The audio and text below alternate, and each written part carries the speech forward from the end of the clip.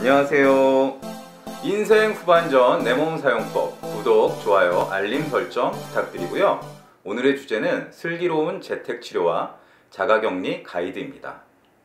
제가 이제 좀 찾아보니까 2월 16일 0시 기준으로 26만 명이 지금 재택 치료 중이라고 하더라고요. 네네.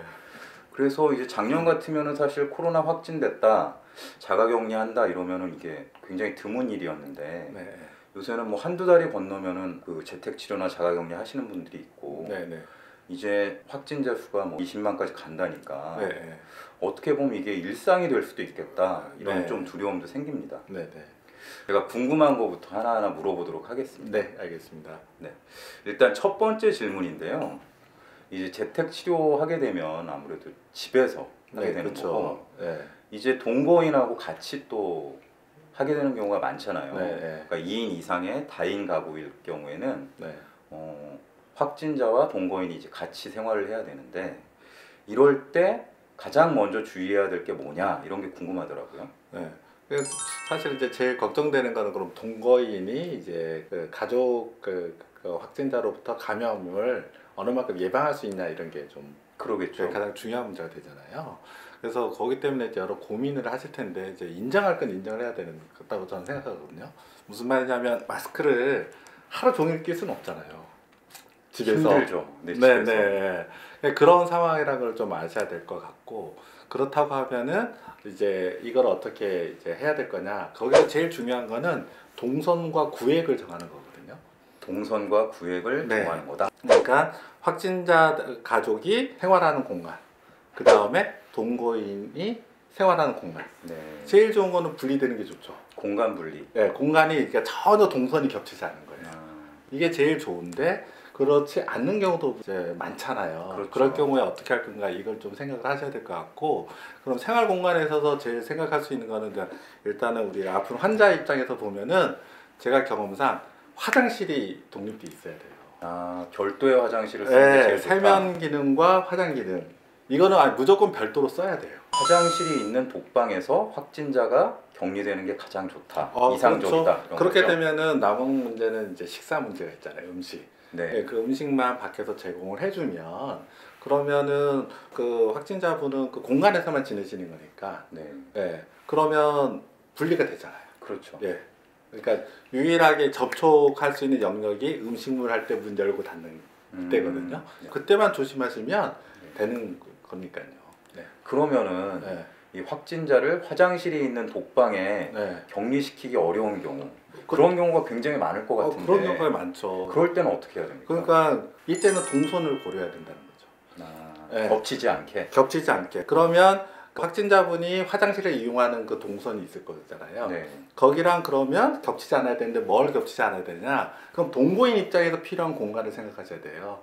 동거인 입장에서도 화장실이 필요해요. 그렇죠. 네, 그 다음에 주방 공간이 또 필수예요. 그렇죠. 그래서 어떻게 봐야 되냐면 확진자분이 있는 방 여기에서는 확진자만 오가기 때문에 동선이 겹치지 않죠. 그렇죠. 그 다음에 예를 들어 제가 동거인이다. 제가 있는 방 여기는 확진자분하고 동선이 또 겹치지 않아요. 네. 그러니까 서로의 공간이에요. 그런데 서로 겹치는 어떤 공간이 있어요. 이거를 중립 공간이라고 또 표현할 수도 있는데 그러면 그 중립 공간을 어떻게 안전하게 사용해야 될 것인가 요거에 대해서 서로 규칙을 세워야 된다는 거죠. 그러니까 동선이 겹치는 부분에 대해서는 사용 규칙을 만들어야 된다. 제일 좋은 거는 이 중립 공간이 환기가 잘 돼야 돼요. 그래서 환자분이 이제 중립 공간에 왔다 가면 뭐 최소한 5분에서 10분 이상 환기를 한번 하고, 그리고 중요한 거는 환자분이 만졌을 거라고 예상되는 곳은 손으로 만지지 말아야 되죠. 만약 그 동거인과 그 확진자분이 화장실을 같이 써야 되는 상황이다. 이렇다고 하면 사실상 감염 예방을 할 수 있는 효과는 많이 떨어진다고 좀 생각이 들어요. 네. 그런 경우에는 추가 감염이 될 수도 있다. 그런 경우에는 동거인의 경우는 따로 사실 수 있는 방법을 고민하시거나 또 어쩔 수 없이 같이 산다면 이제 최소한 보호할 수 있는 감염을 전파를 예방할 수 있는 방법을 찾아야 되는 거죠. 화장실을 확진자와 동거인이 공동 사용할 때 질병관리청에서는 매 사용 시 소독이 필요하다. 이거 외에는 별다른 언급이 없어요. 이 화장실이 한 개밖에 없는 다인 가구 확진자의 경우에는 생활치료센터에 입소시킨다든지 좀 이런 적극적인 대안을 마련해야 하는 거 아닌가 이런 생각이 듭니다. 네, 이제 2월 달 들어서 네. 확진자가 폭증하면서 그 네. 전에는 이제 재택 치료를 하더라도 정부에서 이제 재택 치료 키트 네. 뭐 이런 걸 이제 지급을 해줬는데 네. 이제는 이제 일반 관리고는 그게 지급이 안 돼요. 네. 그래서 사실상 정말 스스로 알아서 하는 셀프 재택 치료 이렇게 됐거든요. 네. 네. 그래서인지 약국에 또 그런 또 키트를 네, 패키지로 봤어요. 만들어서 보내주신 거 봤어요. 네, 저는 그걸 또 몰랐는데. 팔더라고요. 네. 그런데 이게 꼭 필요할까? 꼭 필요하진 않으니까 정부에서도 안 주는 거 아니야? 뭐 이런 네. 생각도 드는데 네. 어떻습니까? 근데 이제 일단 그 약도 약인데 그 재택 치료라는 걸 좀 생각을 해봐야 되는데요. 그러니까 이게 일종의 그 유럽식이죠. 바이러스 질환은 아주 중증인 경우에는 항바이러스제가 필요하지만 그렇지 않은 경우에 그 대표적인 게 감기잖아요. 그렇죠. 감기 같은 경우에는 꼭 진료를 받는 게 아니라 자기 치유를 하는 거죠. 충분히 쉬면서. 근데 이제 뭐 수일 정도 내에 낫지 않거나 합병증이 생길 때 더 진료를 보는 이런 개념인 거거든요. 네. 그러면서 보면은 이제 재택 치료라는 것은 충분히 그 근거는 있어요. 근데 문제는 뭐냐면은 일반 감기 경우에는 저희들이 감기하다가 더 아프다. 그러면 병원 진료를 보잖아요. 병원 가면 되죠. 근데 코로나 특히 오미크론 감염의 경우에는 재택 치료 중에는 자기가 진료를 보러 마음대로 갈 수 없다는 거잖아요. 그러니까 그런 상황이기 때문에 제일 중요한 거는 뭐냐면 본인이 이제 더 증상이 악화되고 힘들 때 과연 의사와 꼭 대면이 아니더라도 비대면 상태에서라도 충분히 진료를 받을 수 있느냐. 그 다음에 입원이 필요한 경우에 제때 입원이 될 수 있느냐. 이런 시스템이 돼야 되는데 여기에 대해서 사람들이 불안해하기 때문에 소위 말하는 셀프 재택 치료 아니냐 이런 부정적인 얘기를 하는 것 같아요. 지금 초반에 혼선도 꽤 많은 거예요. 예, 그리고 사실 지금도 그런 혼선은 있는 것 같아요. 그런 부분에서 걱정이 되다 보니까 어떻게 하면 좋은가 이런 생각을 하는 것 같거든요. 그래서 약국에서 이렇게 하는 거죠. 약국에서 내세우는 건 아마 그런 걸 거예요. 왜냐하면 이제 코로나19 오미크론 증상이 일반 감기 증상처럼 이제 인후통, 그다음 콧물, 두통 이런 것도 오지만 소화기 증상도 있거든요. 네. 예, 그러니까 그런 증상들에서 다 쓸 수 있는 이제 일반 약들을 가정상비약? 모아서 이거를 한 번에 좀 구비해야 된다 이러는데 그럴 필요가 있느냐 이런 질문을 하셨잖아요. 저 정말 고민이 되더라고요. 뭐라고 말씀을 드려야 되나. 근데 이제 결론적으로 말씀을 드리면 제가 생각할 때 최소 상비약은 타이레놀하고 진통제예요. 왜냐하면 이제 물론 무증상 분도 있는데 어쨌든 발열과 인후통 이게 주증상이기 때문에 그리고 추가한다면 종합감기약 요 세 정도가 있으면 일단은 힘든 증상을 좀 대체할 수 있을 거다. 완화시켜준다? 네, 완화시켜주는 걸로 대체할 수 있을 거라고 생각을 하거든요. 그런데 예를 들어 소화기 증상이라든가 발생하지 않은 어떤 증상에 대한 약을 다 미리 구비해 둘 필요가 있는가? 그건 뭐 사람의 선택인 것 같아요. 그래서 그거를 꼭 해야 된다고 추천되진 않는 것 같아요. 네. 저 같은 경우에는. 근데 문제는 이겁니다. 이제 이 약을 구비해야 된다고 하는데 이거를 그럼 약국에서 그냥 사면 그냥 되는 거냐? 젊으신 분, 그 다음에 뭐 질환이 없는 분은 뭐 본인의 선택에 따라 그러셔도 돼요. 그런데 만약 지금 자기가 질환이 있어서 이제 주기적으로 진료를 받고 있는 분이 있다. 타이레놀이나 진통제도 대부분은 안전하지만 뭐 조심해서 사용해야 되는 분이 있단 말이에요. 네. 당뇨 환자분 같은 경우에는 진통제 썼을 때 이제 그게 작은 수지만 콩팥 합병증이 생기는 경우도 있거든요. 그런 경우에는 제가 볼 때는 본인의 주치의한테 미리 약을 타보시는 게 좋을 것 같아요. 그러니까 고령이신 분, 그 다음에 이제 질환 있으신 분은 이런 거에서 걱정이 된다면 혹시 이제 이런 상황이 됐을 때 필요한 약을 미리 한번 받는 거죠. 처방을 받아서. 확진되기 전에. 예. 그래서 받는 게 가장 이제 약의 부작용 없이 구비할 수 있지 않을까. 그게 한 방법이지 않을까. 저는 좀 그런 생각이 들었습니다.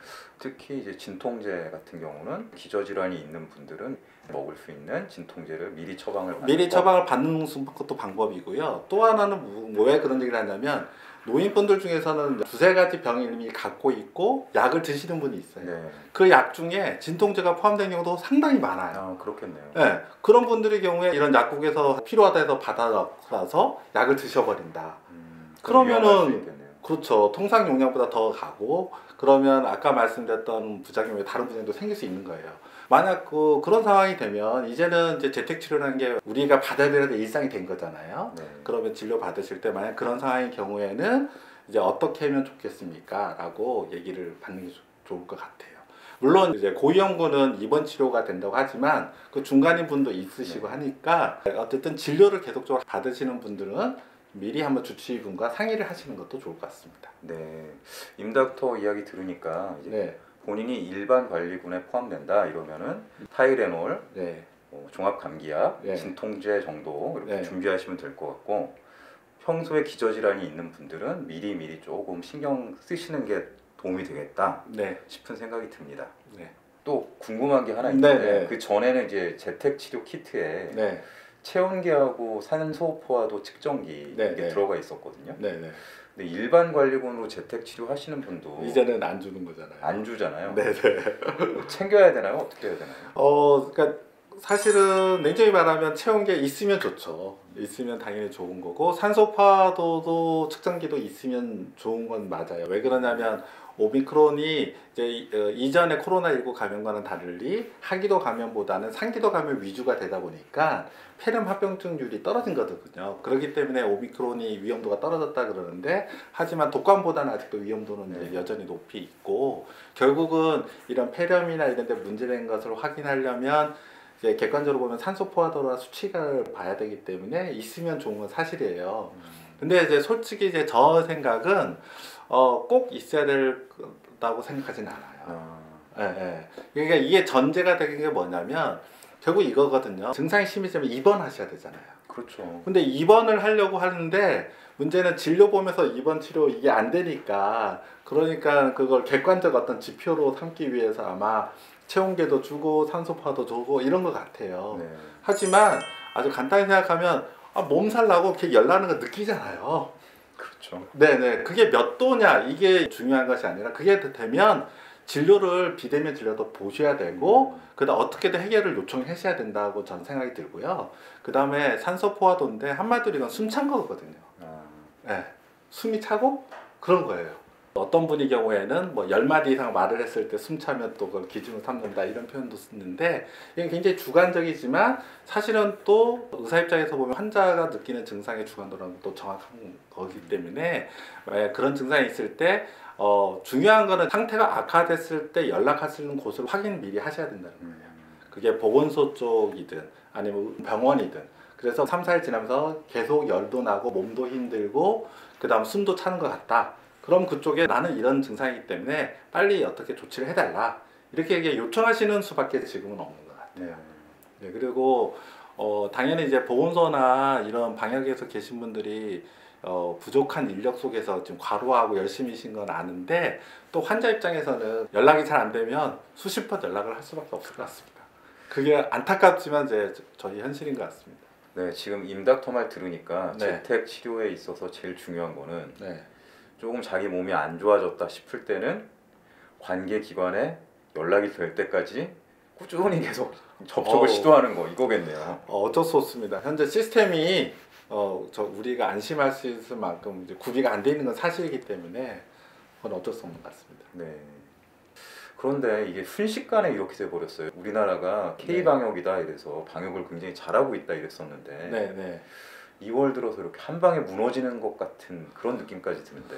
네, 저는 지금까지 여러 문제가 있었지만 뭐 또 잘한 면도 많았다고 생각하거든요. 근데 이번에 방역 지침이 바뀌는 과정에서는 분명히 불가피한 게 있었어요. 왜냐하면 오미크론이라는 대유행 과정에서 그럼 이제 현재 인력과 어떤 시설로서 어떻게 대응할 것이냐 이런 측면으로 보면 불가피한 점도 분명히 좀 있다고 생각이 들고요. 또 하나는 이게 이제 어떻게 보면 위드 코로나로 가는 어떤 중간 단계처럼 이렇게 대응하는 그런 측면도 있다고 생각합니다. 근데 문제는 이런 큰 변화 과정에서 계속적으로 시민의 건강과 안전을 어떻게 확보할 것인가, 거기서 주안점을 뭘로 둘 것인가에 대해서 저는 보건당국이 설명하고 소통하고 설득했어야 된다고 생각하거든요. 이게 다 없어진 거예요. 예를 들면 지금 선별검사에서도 PCR 검사를 안 하고 불안전한 검사라고 할 수 있는 자가키트를 위주로 지금 방역 조치가 이루어지잖아요. 그러고 있죠. 네. 그러면서 소위 말하는 방역 패스를 유지하는 거예요. 이런 모순된 상황들이 있고 그 다음에 예를 들어 자가격리 기간도 뭐 접종자와 비접종 관계없이 똑같게 설정한다든가. 그 다음에 이제 동거인에 대해서 자가격리 기간이 14일에서 10일에서 이제 7일로 줄었어요. 그런 과정이 어떤 근거가 있고 그걸 통해서 우리가 어떤 정도 안전을 확보할 수 있는지 이런 부분에서도 보건당국이 충분히 설명을 안 한 거예요. 그러다 보니까 혼란이 되게 많이 왔다고 생각하거든요. 그리고 지금 현재 온 혼란의 책임은 정부한테 있는 거죠. 저는 그게 가장 큰 문제라고 좀 생각이 듭니다. 그리고 이런 혼란이 온 이유가 한편으로 보면은 보건소 방역 인력을 대폭 늘려야 된다고 했는데 그러지 못한 거죠. 그러니까 환자 수가 느는 것에서 역량이 이제 안 되는 거죠. 그다음 두 번째는 의료 대응 능력을 늘려야 된다. 이거는 겨우 막바지에 좀 지금 늘려놨지만 이것도 어떻게 될지 지금 모르는 상황이고 점점 차기 시작한 상황인 거죠. 오미크론 대유행이라는 것은 예상된 상황인데 과연 무엇을 위해서 어느 정도 준비했고 부족한 게 뭐고 그럼 우리는 어떻게 앞으로 대처했으면 좋겠냐. 여기에 대한 설명이 이번에 빠졌다. 그렇기 때문에 마치 이제 이번 조치에 대해서 많은 경우에 사실 방역이 이제 끝난 것처럼 느껴진 게 사실이고요. 실제로도 그런 측면이 굉장히 많은 것 같아요. 네. 그런 면에서는 좀 문제라고 좀 생각하고 있습니다. 네, 그래서 어떻게 해야 되는 걸까? 그게 참 고민이더라고요. 이게 다 걸려야 끝이 나는 거냐? 그러니까 생각까지 들어요. 결국은 많은 사람들이 이제 걸릴 수밖에 이제 없는 건데 전파율이 높잖아요. 당연히 이제 치명률이 낮았으니까 그러면 어느 선까지 우리가 할 것이냐 여기선 사회적 합의가 필요한 거죠.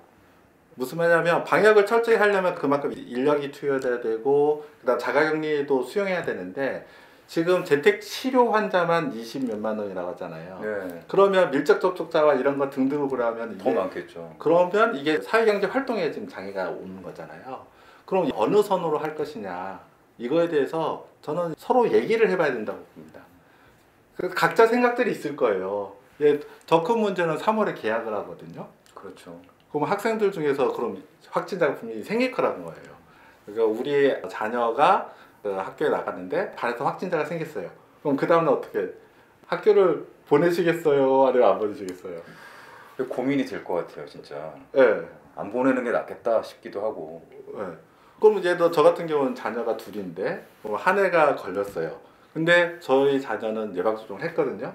그럼 지금 기준으로는 그 다른 자녀의 경우는 만약 키트 검사에서 음성이면은 학교에 갈 수 있단 말이에요. 네. 그거 보내는 게 나은 거예요? 안 보내는 게 나은 거예요? 참 이게 또 자기만 생각할 게 아니라 또 그러니까요. 자녀만 생각하면 학습권만 생각하면 보내는 게 보내야 나은데 되는데 혹시라도 그런 발생할 네. 문제에 대해서 걱정이 되잖아요. 그러니까 결국은 이런 문제에 대해서는 사회적으로 논의를 만들어내야죠. 정부가 이런 문제를 어떻게 하는 게 좋겠냐. 근데 정부 생각은 이런 것 같다. 이제는 뭐 이런 식으로 논의를 만들어줘야 되는데 이번 결정의 가장 큰 문제는 이거를 다 개인 책임으로 넘긴 거예요. 정부는 요만큼만 책임질래. 나머지에서는 알아서 판단해서 알아서 해봐. 그렇기 때문에 혼란스럽고 거기서 생기는 갈등을 그럼 어떻게 해결할 것인가 이 문제가 남았는데 정부는 쏙 빠져 있는 거죠. 정확히 말씀드리면 현재 방역 기준은 최소 확률로 잘라놓은 거예요. 예전에는 생길 수 있는 가능성을 최대한 막는 방역 지침이었다면 지금 내용을 곰곰이 보면 허점이 많은 하지만 그냥 눈에 보인 것만 일단 막겠다는 식의 방역 조치거든요. 그럼 남은 빈 공간들이 있는 거잖아요. 그럼 빈 공간에서 생길 수 있는 것을 우리가 함께 이해하고 갈 것이냐 이런 문제가 저는 남아있다고 생각합니다. 정말 이제 대선 때문에 그런지 모르지만 정치의 실종이죠. 정말 중요한 정치에. 이 상황이 너무 급변하다 보니까 네. 사실은 이제 정부에 더 기대할 수 있는 게 없는 것 같다 이런 생각까지 들어요. 네네. 그러면 이제 각자 어떻게 해야 될 거냐? 네. 우리 집에서 누가 확진이 됐는데 나는 접종 완료자니까 네. 출근을 할 수 있어요. 나는 안 걸렸고 돌아다녀도 되니까 출근을 하는 게 맞는 거냐 이런 네. 고민도 되거든요. 네. 그래서 저의 생각은 결과적으로 이제 정부의 지침은 최소의 지침이기 때문에 그건 당연히 이제 지켜야 되겠죠. 근데 이제 한번 생각해 볼 필요가 있는 게 오미크론으로 변이가 생겼고 이제 뭐 스텔스 오미크론 변이가 이제 더 이제 유행이 될 수 있다 이런 얘기 나오는데 전파율은 센데 치명률은 점점 낮아지고 있어요. 그렇다고 해서 아직 완전히 마스크를 벗고 뭐 이제 그럴 수 있는 건 아니지만 그런 상황이기 때문에 누구나 걸릴 수 있다. 나도 이제 걸릴 수 있다는 걸 우리가 저희가 이제 받아들이고 그런 전자에서 해야 될 것 같아요. 예를 들어 오늘 방송했는데 예를 들어 우리 UPD가 걸렸어요. 혹시 저 때문에. 저는 지침을 다 지키고 생활했단 말이에요. 네. 그런데 걸렸잖아요. 거기서 누구 책임을 묻을 게 아니라 있을 수 있는 상황이고 다만 그런 확률을 우리가 최소 낮추기 위한 걸 하고 있다 이렇게 좀 생각이 드는 거고 이제는 그러면 정말로 같이 위드 코로나인데 그거는 뭐 누가 한 사람의 노력으로 될 수 있는 건 아니잖아요. 그러면 우리 사회가 그걸 하려면 어떻게 하면 좋은지 이걸 좀 생각해 볼 필요가 있는 것 같아요. 그런 걸 전제로 하면 어쨌든 그럼 걸렸을 때 최대한 다른 사람도 걸리고 제가 합병증 없이 지낼 수 있는 방법을 찾아야 되는 그것밖에 이제 저희가 할 수 있는 건 없는 것 같습니다. 네. 오늘은 슬기로운 재택 치료와 자가격리 가이드에 관련된 이야기를 나눠봤는데요. 하루빨리 모두가 건강한 일상으로 돌아갈 수 있는 날이 왔으면 좋겠습니다. 네, 네, 긴 시간 시청해 주셔서 감사합니다. 감사합니다.